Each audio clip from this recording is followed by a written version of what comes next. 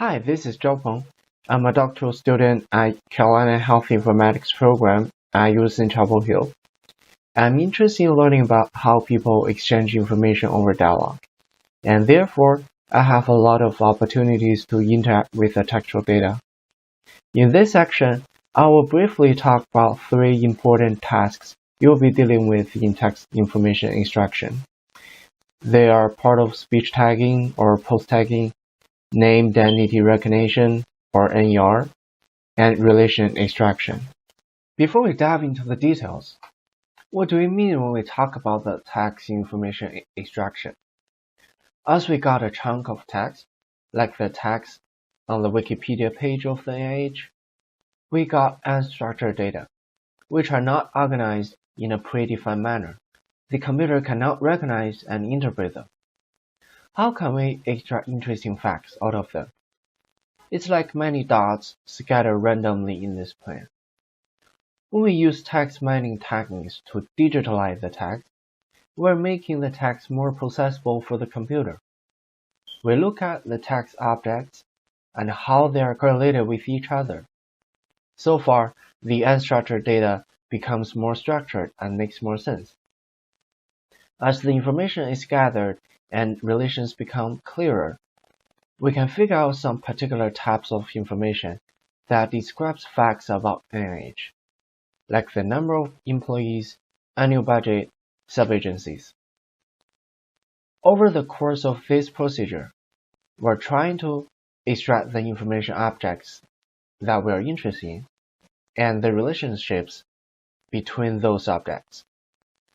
By answering what they are and how they are related, we gain knowledge and insights from the text. First, post-tagging. When we learn language in a school, we were taught that a word can have categories in a sentence, like the noun, verb, article, adjective, etc.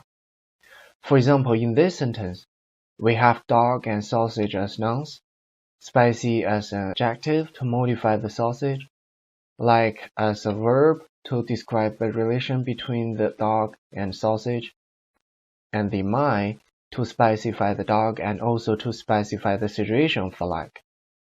What we are doing here is describing the lexical features and function of each word with a label based on its definition and context. These tags are not trivial, because in many cases, a word can have more than one category in a sentence. With the post-tagging, we can distinguish those different categories. For example, here we have likes in three sentences. The first like is a verb, the second is a preposition with the meaning of the having the same characteristics as. The third like is a conjunction which introduces a clause, working similarly to the phrase as if. With this tags, we can determine the unique lexical category of a word in the context of the sentence. Now, what types of tags can we use to label the word? There are more than 20 types of post-tag sets developed in the computational linguistic community. Some of them have fine-grained granularities, while some are coarse. One of the most commonly used post-tag sets is the paint tree bank, which was developed in the University of Pennsylvania in 1989.